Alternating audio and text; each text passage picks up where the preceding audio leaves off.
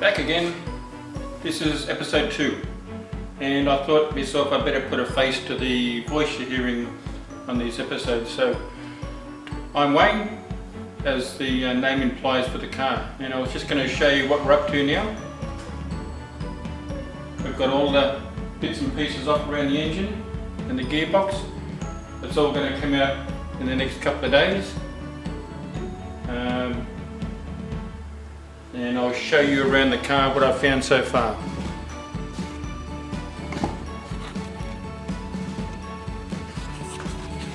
Alright, so no surprises around the front. All the front panels are okay.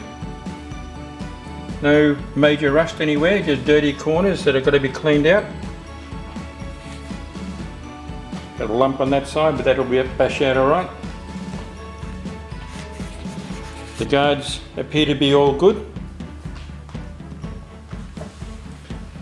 Doesn't appear to be anything in the bottom of the guards anywhere, but I won't know that till I pull the guards off. Around this area I was expecting a few nasties, but all I found was a bit of surface rust, which will linish off and treat, and that should be fine. Surprisingly, these are fantastic. There's nothing in that at all. Nothing along the bottom of the window or the centre. The windows were meant to be out, but the fella that I've got to pull them out and put them back in again, because I'm not confident in putting windows into cars, especially these with the strips in them. I thought I'd leave it to him. So because he's going to put them back in for me, I thought I'd let him take them out as well. If anybody's pulled these Holdens apart, these Monaros apart I should say, in the past, you will know what I'm talking about when it comes to the rear quarter window glass. Absolute shockers to get out of there. And if anybody's got any great tips on how to put it back in, let me know, because it took me a while to get them out and all the mechanism, and it's going to take even longer to get them back in. Luckily, the floor is in fantastic condition. It's still got that red paint from Holden when they were made, and the only parts that actually rusted were the little covers that go in these holes, which you can buy from Rare Spares for a few dollars, so that's not a great problem. Both sides were the same. They had a bit of rust around the plates, but as I said, that isn't a problem because we can get those replaced. The front floor is pretty well the same. I don't really know why, but over on the driver's side here, there's 2 weld marks which has got surface rust around them, but I don't even know what those weld marks are for, but they look as though they might have been done when the car was new. So all the way down to the pedal there, it's all in good nick, and it's all got a little bit of paint left on it, so that's all good condition. Inside the doors are okay as well. I can't see any evidence of rust in the doors at all. I'll just show you this one over on the passenger's side. The dash, I've still got a couple of parts to pull out of there. The column and the handbrake and the bits and pieces, and the heater box has got to come out yet. This is the, I'll just use this as an example. There's the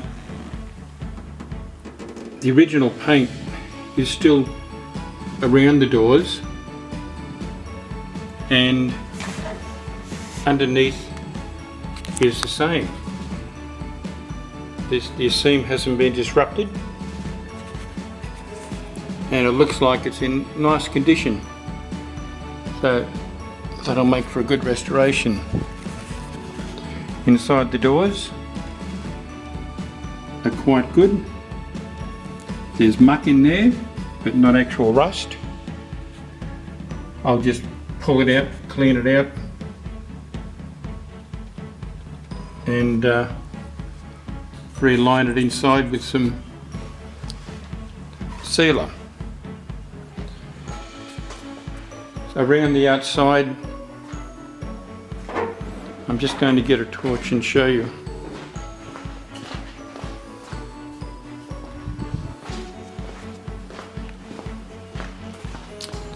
Around the outside of the windows and the doorways are in great condition all the way through, apart from down the back here where there's a bit of surface rust happening where that strip ends. That's obviously where the water pretty well stops as it's running down the channel, and there has to be some way of organising that to get the water out of there. So it hasn't gone through, luckily, and once again, luckily, with a bit of luck, we can lineage that up and lay a bit of lead or something in that, in the pitting. Inside the back doors is good. I can't find any major pitting here down the bottom of the doors, down the bottom of the rear quarter. There's some nice runs here. They look like they're originals from Holden. Good on them.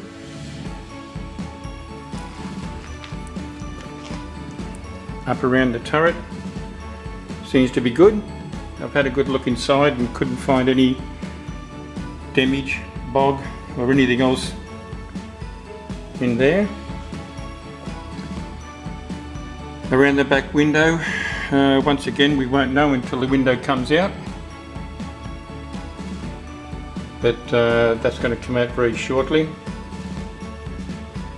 They've done a lovely job putting speakers in both sides of the back here, which I'll make a bit of metal up and weld in those spots, because I have a feeling that's meant to be an integral part of the body, so I've been told. So we'll have to do something with that. There is moisture. There's been moisture on top of that parcel tray, and there was a lump of pine board in there, so that didn't help. I'm presuming there might be a couple of holes here and there that's letting the water through, unless it's just the rubber's shrunk and letting the water in there. Around the back of the car is good. The rear beaver panel seems to be good all the way through. That's got a lot of surface rust in here once I dig that tar out. I don't know what I'll find, but I'm sure there's going to be touch-ups in there. The guard itself doesn't appear to be too bad.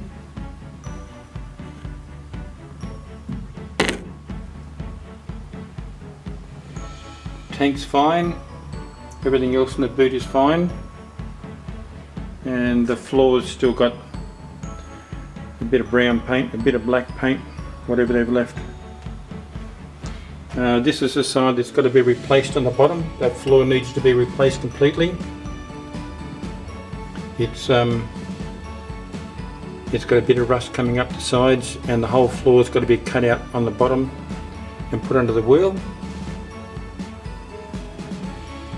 I did have a tow bar on it, which I've taken off. That's why there's a couple of holes there. This side is okay as well.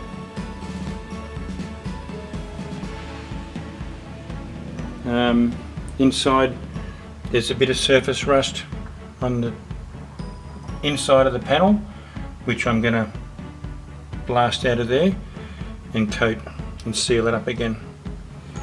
I don't think it's gone to the extent where you need to cut anything out. Well, I hope not anyway, but then again, I'm no expert on cutting out rust, so I'll let other people tell me if I need to. And down this side, pretty well the same as the other side.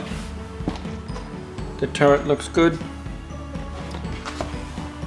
Down the bottom here, it looks nice and tidy. Keeping in mind that this paintwork has been done before, because I can feel an edge. But nothing's come through. And when I look inside,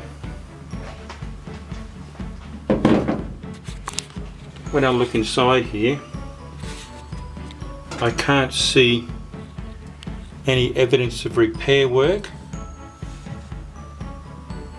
or rust anywhere, right down to the bottom, which is a bit too dark in here, so I can't show you.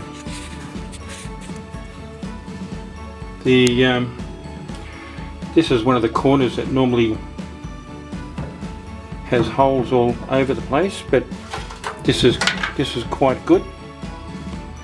That's going to be scraped out and cleaned up, and that'll be good as new. The roof is good. Still got a bit of paint, got no rust. Down the turret there, there's nothing I can see in there. The rust is, the roof is really good all the way through. Probably have to pull that sealer or deadening off the inside when it's upside down.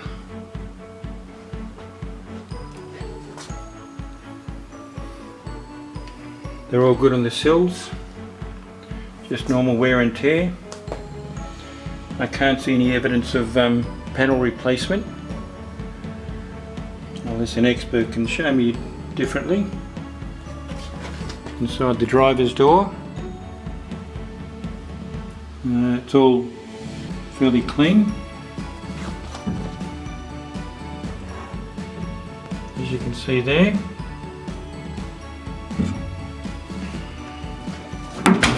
Whoop, bang. This has got the same surface rust the other side had, which is down towards the bottom of the strip, the weather strip, and it looks like where the water finishes, that's where the problem is, where the water stays. So somehow that water's got to get out of there. I'll have a closer look at that before I seal it all back up again. But otherwise, the rest of the doorway is okay. It's just those two rear corners that I've got to tidy up. The front window is the same. I can't see any evidence of rust, so until I pull it out I won't know for sure. You can tell it's been painted before. You can see that's the true rally red there, and this overspray here is the colour that they painted as in rally red, but it's a little bit more orange than the rally red was. It's all good condition inside the plenums in here. There's no rust in the bottom. You've got to love the way that Holden finished off the black with the overspray here, there and everywhere. Looks like they didn't even mask along here anywhere to stop the black.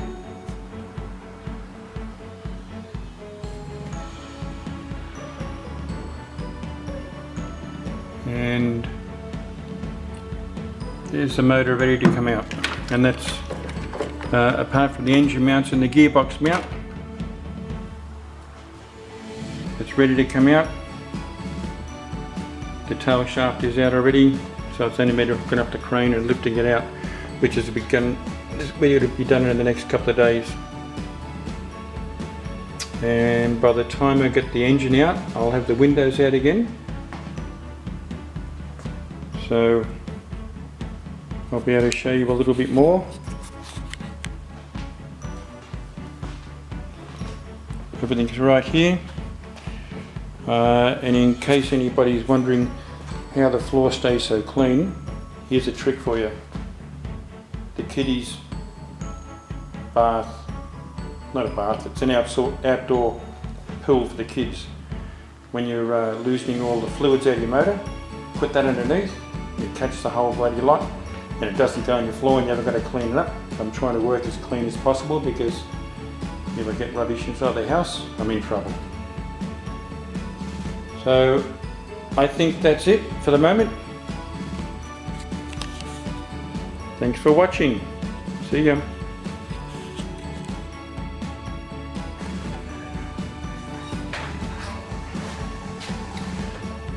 I just wanted to show you a quick clip of what's under the car. Before the car was pulled apart, I took it to a truck wash and they actually put it up in a 4-post hoist, cleaned underneath completely, then they acided it a bit and then rinsed it all off and made it quite clean. It just makes it a much better job if you're home here in your own garage, and a lot cleaner to work with. I'll just show you what it's like underneath.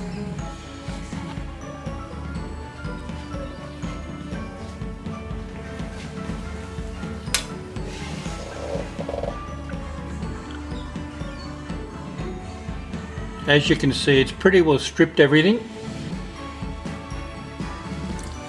including the back of the brakes, suspension, cross member.